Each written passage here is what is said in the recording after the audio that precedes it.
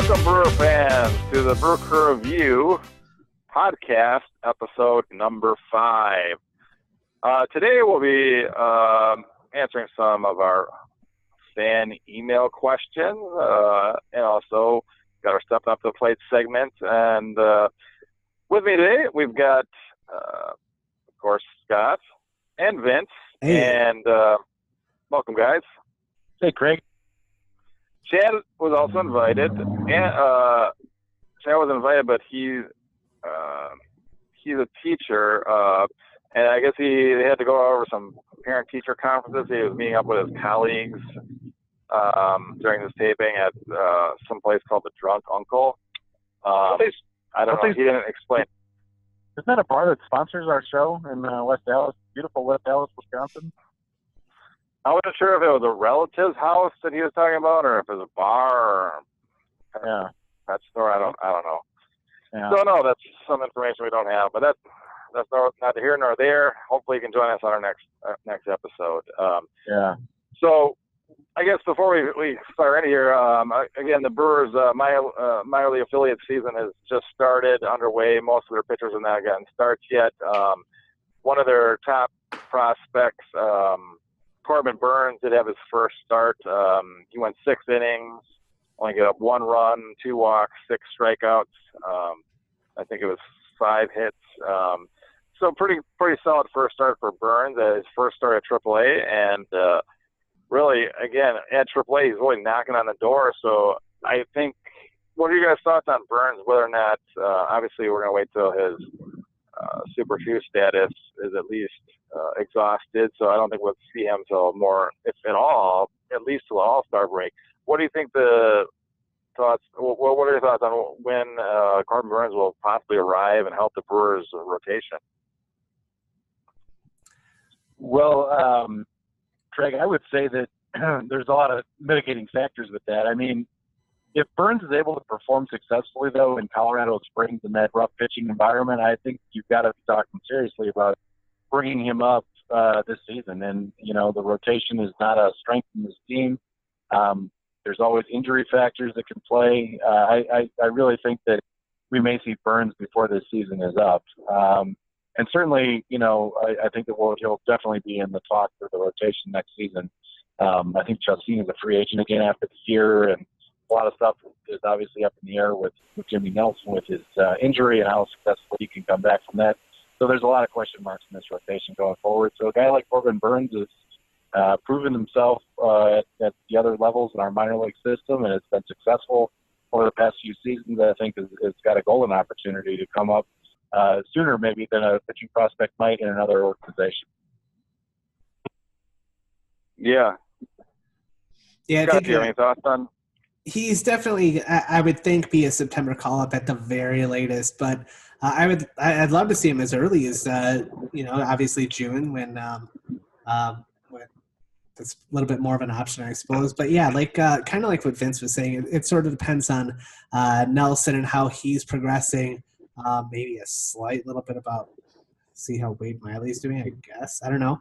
If Suter and no, let's not do that. if Suter and Chassin are still not pitching up to snuff, then then we really need a starter. And not only that, but you kind of want to give him a look early, just so you know, kind of going into the trade deadline, what you need. And so that's why I'd kind of like to see him get some starts in June already. But I guess we'll kind of see what happens. Yeah. One thing I would throw out there really quick is I don't know how much you can bank on a rookie pitcher who's just starting his career in AAA to be a factor in a pennant race. So I don't know that if we're a contending team that we're necessarily going to see Burns pick up a lot of innings this season. But that being said, if we're a 500 team or if we're a less than 500 team, I certainly think we're going to see Burns. Sorry, yeah. And so far, unfortunately, I'm starting to think that we're going to lean toward the latter. But I think either way, I believe Corbin will get some innings in the major leagues this year, and it'll be very valuable to him. Whether or not we showcase on the possible trade chip, either during the trade deadline or for next offseason, or hopefully he's one of the guys we really try to keep, because I have great hope for him. I really truly believe that he has like the floor of a pitcher like Alex Cobb, which I know a lot of Brewer fans wanted us to sign Alex Cobb to. You know, he ended up signing a 4-year deal with the Orioles for close to $15 million a year, I believe. So that's something that the Brewers already kind of have in their system, so to speak. He just doesn't have the same experience as Alex Cobb. I have greater expectations for Corbin Burnes than, like I said, I call that his floor. I really believe that his ceiling, to me, he doesn't have ace stuff, but I really think he could be one of those sneaky good pitchers like a Tim Hudson type. Now, again, I don't want to put too much pressure. Not, you know, I'm sure him and his family are listening to this podcast, but on Corbin Burnes to reach that level. But that's really what my hopes are for the kid, and we'll see it going forward. But you know, I think the fact that we didn't sign a free agent pitcher and we kind of still have those fourth and fifth. You want to throw a Chacin spot in there too. Let's say number 3 through 5 of our starting rotation kind of in flux. That leads me to believe with injury or ineffectiveness of those guys in those spots, that we're going to need innings from some of our minor league guys. I think Corbin Burnes is one of the guys. You know, him and Woodruff, I really believe should get some quality major league innings this year, regardless if we're contending or not. Obviously, as we get further in the season, if we are contending and Burnes isn't, going through some growing pains at the major league level, then obviously we send him back down to AAA. No big deal. But yeah, so I do think that we'll see him in Milwaukee this year. So that's definitely exciting. So all right, well, let's go to some fan email now. Thanks again for sending in your email. In fact, we've set up a new email account since you guys, most of our fans are really confused with the Hotmail email for some reason. We did get quite a few emails, but we got some feedback that the Hotmail was not that hot anymore, apparently. So, Vince, what's our new email address where fans can send email questions? I believe it's brewcrewreviewpodcast@gmail.com. I actually don't have it in front of me, but brewcrewreviewpodcast@gmail.com. That is correct. Podcast with an S at the end of it? Yes. Yes. Yep. Yeah. Because we made more than one, Scott. Yeah, we'd probably have to stress that, though, because it's hard to pick up sometimes. So. Yeah, so brewcrewreviewpodcast@gmail.com. You can let us know. We do get a lot of emails, so we're going to have to, we can't promise to respond to every single one or read them all on the air, but try to get to as many as we can. Yeah, absolutely. So this week, we've got a question coming in from Jason from South Milwaukee. Thanks for submitting the question. This is a good one. Do you think that the Brewers possibly in the long run will regret moving Josh Hader from the starting rotation in the minor leagues to his current bullpen role due to the fact that he has the highest ceiling of any pitcher currently in the Milwaukee Brewers system? Oh, that's very interesting and well thought out question, Jason. Thank you once again for submitting that. Which one of you guys would like to chime in on that? For starters.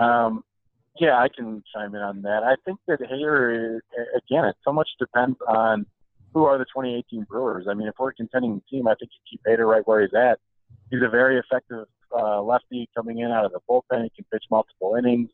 He can pitch in high leverage situations. He's got a ton of velocity.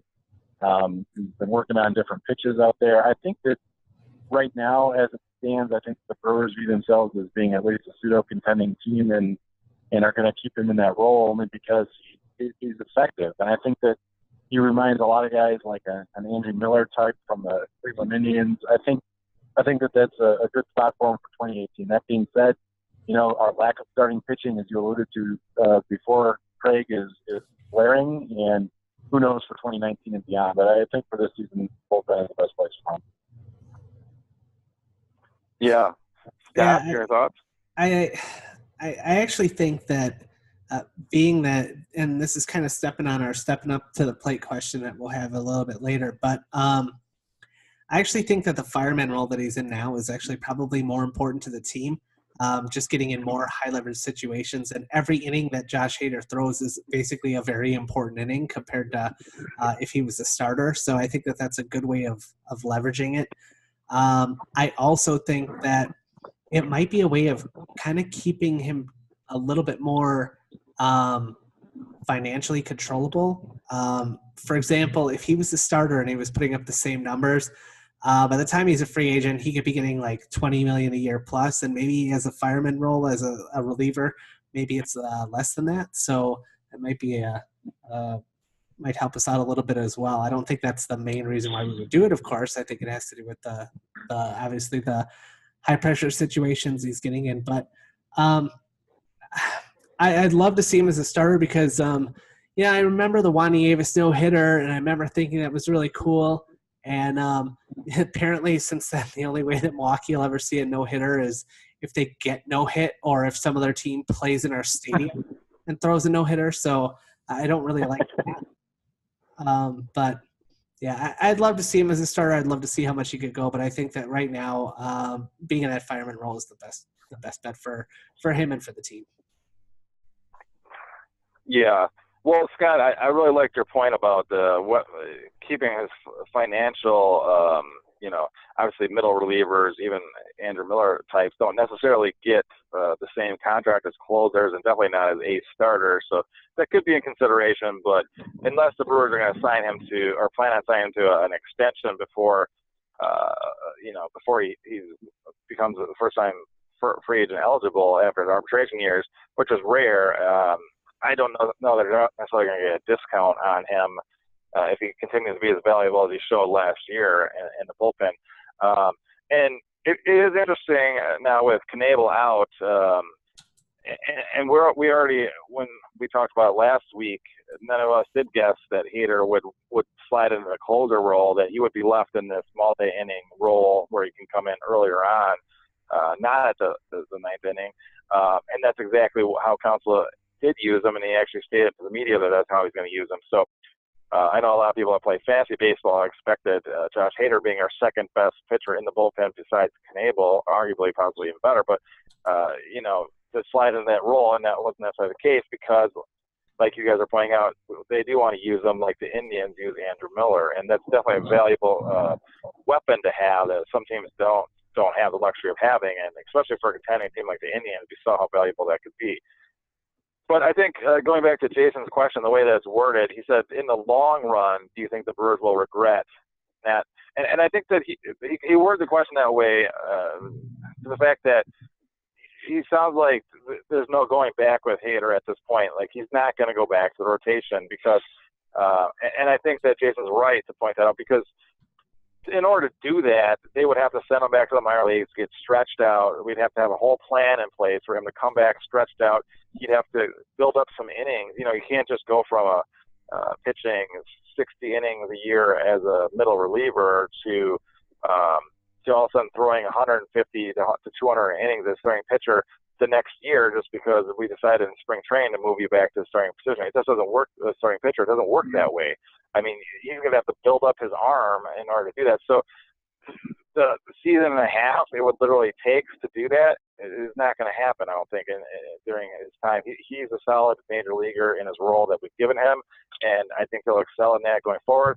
But that's a great question. I mean, it's an interesting question because basically I think he's so good that he either could have been Chris Sale light almost, that type of ceiling as a starter, but as a reliever, he's kind of like Andrew Miller's ceiling. And so who's more valuable to their team, Chris Sale or Andrew Miller? That's a great question. It could be argued that they're both equally valuable, and therefore Hader would be equally valuable to the Brewers in that role. However, a team like the Cleveland Indians already have a couple of aces with Kluber and Carrasco, and even Bauer's pitching well, and now they get Mike Clevenger on top of it. I mean, they're stacked in their starting rotation, so having a guy like Miller makes sense in the bullpen. For the Brewers, unfortunately, I'm not even going to go over the names, but we don't have those guys in our starting rotation. So if we are going to make the playoffs, and our very best pitcher is a guy that only throws 2 innings in the middle innings when we're starting, Kyle Davies-ish type pitcher against another team's ace in a wild card game, then yes, there could be a point in the future where the Brewers might regret moving him into the role that he is, and they possibly say, well, it would have been nice to have Josh Hader start this wild card game for us, or this first game of the World Series, or however you want to spin it. I'm obviously dreaming right now, but the bottom line is, I think it's a decision that they could regret in life, but it's one of those that they'll never know the answer to either. And I think that his role is what it is now going forward, and that's at least, I don't know if there's any going back. At least for this year, though, Craig. I mean, in years to come, we could definitely stretch him out. If a guy's got an offseason to prepare for a new role as a starter as opposed to being a reliever, I don't know if it's necessarily. Well, no, they could stretch him out, but what you have to understand is that if he does that, then his first year as a starter, he'd only be able to throw like 100 innings.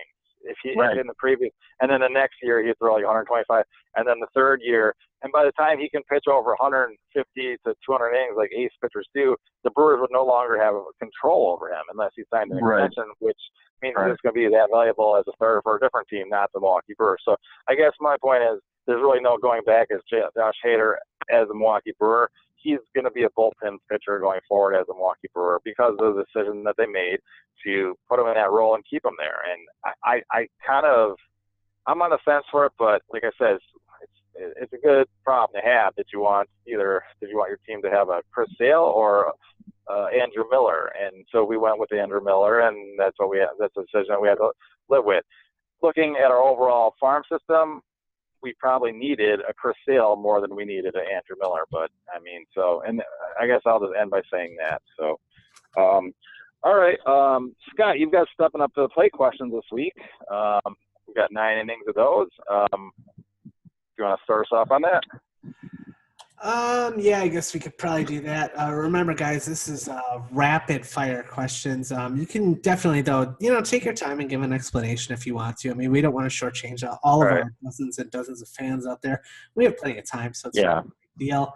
It doesn't have to be rapid, I guess is the point, right? Right. Right. Well, just wait until of course I have a Josh Hader question here, and it's probably already been discussed, so it's kind of pointless. So if you guys could think of a bonus question, because I don't want to shortchange our fans, like I said. But all right, let's start this off. Here's what I'm going to do, just to make this really easy. I'm going to say I'm going to ask a question, and then Craig, you answer, then Vince, you answer, and then I'll answer. Okay? All right, so that'll keep it even more rapid. But then, of course, we can interject and talk a little bit about it, too. So that'll be great for everybody.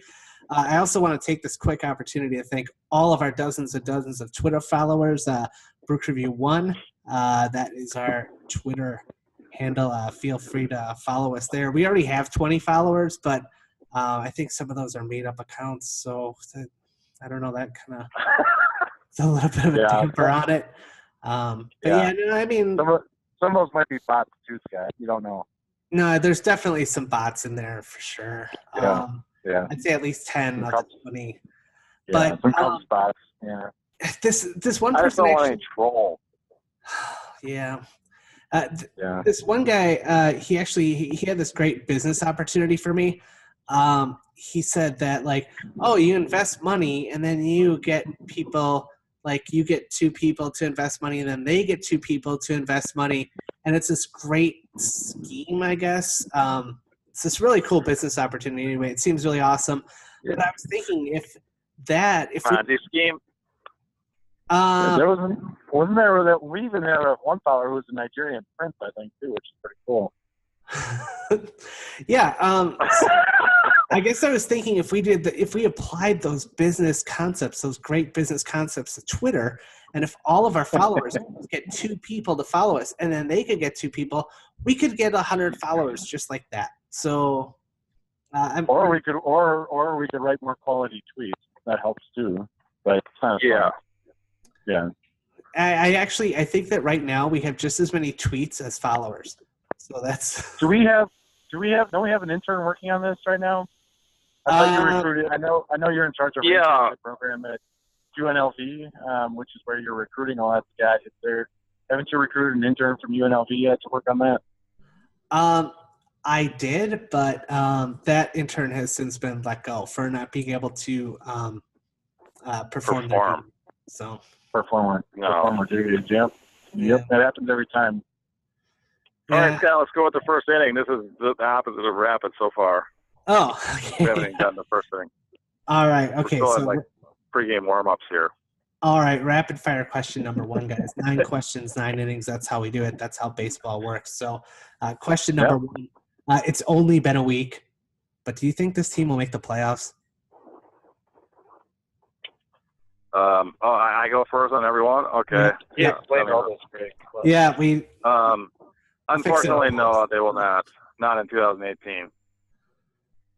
I'll go with no as well. Unfortunately. I said yes last week at 87 wins, just barely sneaking in and getting a wild card. I'm not going to deviate from that yet. So I'm going to say yes, but not the start we were looking for. But hey, we're still 500, right? Yeah, we are. That's a fact. All right. So let's see here. Second inning. Rapid fire question number 2. Oh, I can't believe it. I wrote this before we did all this Josh Hader talk. Should Josh Hader? You can cut a question. I'll do the 9th inning one if you want to cut a question, Scott. You can do the 9th inning. Well, we'll just roll with it anyway because it's really fast because we already talked about it, so we don't have to expand on this one. Okay, if you have any missing innings, you can deflect them to me. I got something prepared, so just whatever. Oh, okay. I'll edit this part out. All right, let's move on to the second inning, Scott. All right. Should Josh Hader be a fireman, closer, or a starter for the Milwaukee Brewers right now? I go first. We just hit on it. Right now, he has to be in the role that he is in the bullpen, and I wish he could be a starter, but no, he has to be in the bullpen going forward. Yeah. So the answer to your question, Scott, is neither. Not a fireman closer. At least he should be a reliever, not a starter. Gotcha. Okay. Yeah. He should stick in his current role, that sort of fireman role. I agree. This one. Okay. Question number 3. Rapid fire. Here we go. What is your favorite tailgate food? Burger on the grill. Got it. Burger on the grill. Burger on the grill. Yeah. I'm gonna go with jalapeno poppers that you can have on the grill. Those are pretty sweet. All right, I'm gonna go with a brat, on top of a brat. Nice. I am gonna go with the beer brat as well. It's with I don't take mustard or kraut on a beer brat. I take stadium sauce actually. So little fun fact.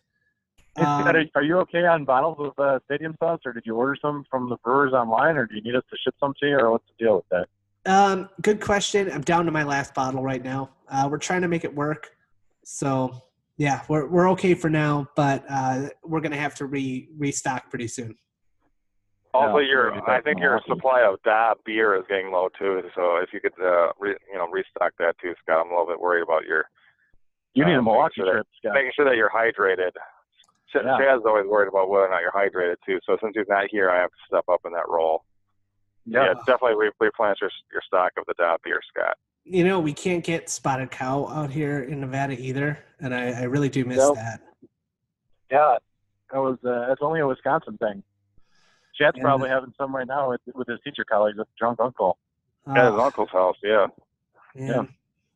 Well, good for him. I'm a little envious, a little disappointed that I can't partake myself. But let's go with rapid fire question number 4 here. With the Brewers recently recreating the Sandlot movie, what is your favorite baseball movie? Major League. Good pick, Craig. I'll go with Bull Durham. Oh, those are both great picks. Honorable mention for Field of Dreams, but I'm going to have to go with Major League as well. It's just the most quotable baseball movie that I've had, but Bull Durham is right up there too. So. And I'll have you guys know that I was in Cleveland for the Indians-Royals game last night, and on my way back to Washington, and several Ricky the Wild Thing Vaughn jerseys in the stands. Just wanted to report that. Excellent. Oh, that's phenomenal. All right, rapid question number 5. Here we go. 5th inning. This is a weird question. I'm going to have to explain it a little bit. What is your favorite strikeout to see? What I mean is, do you like just seeing someone get blown away with high heat, or a knee buckling curve, slider in the dirt, or just looking, swinging? What do you think is just your favorite? Curveball, swinging on a curveball. and nice. missing the curveball. Yep. I like the high heat, swinging at a high fastball at the letters. So I've always been a fan of the knee buckling curve, but lately, is there anything, just because of the reaction, it's almost like showing somebody up a little bit, and I really do like it. When you get that fastball right down the middle or middle in, and you've completely gotten that batter's head, and you just completely freeze him on a fastball down the middle. He doesn't even swing, and he's completely frustrated that he was absolutely fooled on a pitch and he took one right down the pipe. That to me is my current favorite strikeout. Yeah, and unfortunately we saw that from a couple of Brewers batters this week, if I recall. Yeah, Broxton was always kind of known for that. VR's seen a few lately. But yeah. It's been kind of interesting. But see, that's when you know your catcher's calling a great game, because they're just completely off their they're in their head, you know. And I think that's why I appreciate it, the mental part of that game. So that's my favorite right now. But rapid fire question number 6. Who is the team leader in this clubhouse? This might have to be a little bit of a conversation, because I'm really curious to hear your answers. I think previous to this year, I would like to think that it was Braun, just because of his veteran. He's a veteran that's been with the team since basically almost nearly the beginning of the Broker Review television show. But honestly, I think this year the top candidates for clubhouse leader to me are. I'm just going to go with it. It's going to be Lorenzo Cain, and his sidekick is Orlando Arcia. Nice. Yeah, Craig, I was going to say Lorenzo Cain as well. I think that you look at a guy who's won a World Series before, you look at a guy who's played in the league a lot, and you look at a guy who's going to be vocal and who's a good teammate, but is also willing to say something to his teammates. I think it's Lorenzo Cain. Yeah, those are good answers. That's actually what I had too. I actually thought that right now, because it's so early in the year, there probably is no established leader yet, but that's kind of why I wonder, like, who's it going to be this year? I don't necessarily think it's going to be Braun. I just kind of never thought it was. So technically right now, it's probably Craig Counsell. I mean, I was actually going to say it's anyone but him to this point. See, I put that I said hopefully Cain. I think Yelich is probably still a little bit too young for that role, but I guess I could see that down the road. And dark horse candidate could be Pena. Yeah. Yeah. Good question. Or possibly even a dark horse and Stephen Vogt when he gets back. He strikes me as like the Jake Taylor of the team, if that makes any sense, or Major League reference.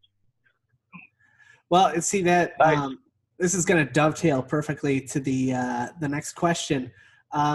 Who's the hype man for this team? The hype man? Yeah, like just the guy that gets the dugout going, gets everybody fired up.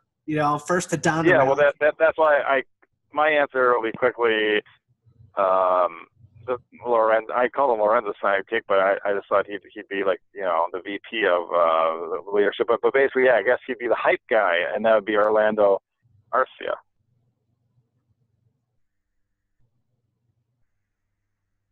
In my opinion, I guess. Yeah, that's a good answer, Vince.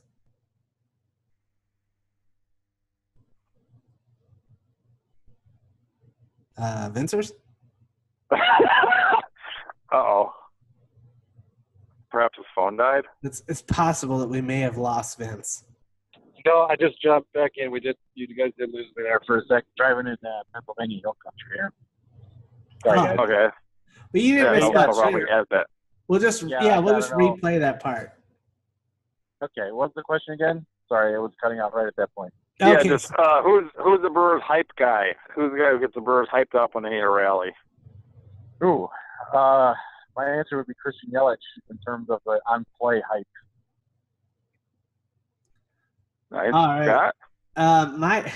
My answer, I got to go with Eric Thames. I mean, this guy gets so fired up over just about everything. So I think he's the ultimate hype man for the Milwaukee Brewers anyway. But all right. Hey, with the dark horse being Travis Shaw, actually, I'm thinking about that a little bit more. I think Shaw might be another contender. Yeah, very possible. Very it'd be interesting to see how that plays out. Hopefully, I mean,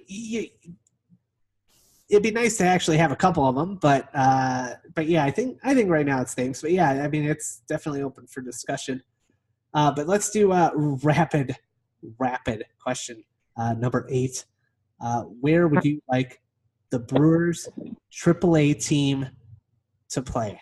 This is a big question for me anyway. So we're currently in Colorado Springs, as you guys know, as the aforementioned. But it ends. That contract ends this year. Of course, we could wind up re-upping rather. We could wind up going somewhere else. So it'd be interesting to see. But where would you guys want the Brewers AAA team to end up? Well, I don't think it can just be anywhere. Are you talking about just the teams that are the affiliates that are most likely going to change names, or just can we pick any AAA affiliate we would have our druthers, or what? I mean, you could put some kind of like thought into it or strategy if you think, oh well, this one's tied up. But for the purposes of this question, since it is a rapid 9, I'll say that you could pick anywhere. West Dallas, Wisconsin. You know? I'd like for the West Dallas Brewers to be our AAA affiliate. It's a great city. But otherwise, if you're talking about a real AAA host city and a real possibility, I'll go with like San Antonio. Even though, just basically so it can be anywhere but the elements of Colorado. But anyway. Yeah, nice, Craig. Yeah, I know you like Texas and their politics. I think that I would go with Nashville, Tennessee, home of the previous iteration of the Brewers AAA Farm Club, because the press box is named after Scott, and the fact they built a new stadium and then promptly switched franchises from us to the A's. I guess that if it's not Nashville, I go New Orleans would be my second one. See, and I wonder before I answer, is there any animosity or hurt feelings, I guess, between us and Nashville, because we were there and it was such an awful stadium, and then they built a new one and they chose Oakland over us. Well, Scott, call Doug. I mean, gave you the press passes. He let you drink up in the press box. Just call Doug and ask him. I mean, you may have cost the Brewers that affiliation actually from your press box antics, but at the same time, they probably extended. They could have also extended it for another year or two because of your press box antics as well. So you just don't know until you call Doug. Yeah, you were talking about for the reasons of the press, definitely Nashville Sound. I mean, they provide complimentary Chick-fil-A sandwiches, and they allow alcoholic beverages also in the press box, or at least Scott felt that they did. So anyway, that's a good affiliate. Scott, what's your pick for the affiliate?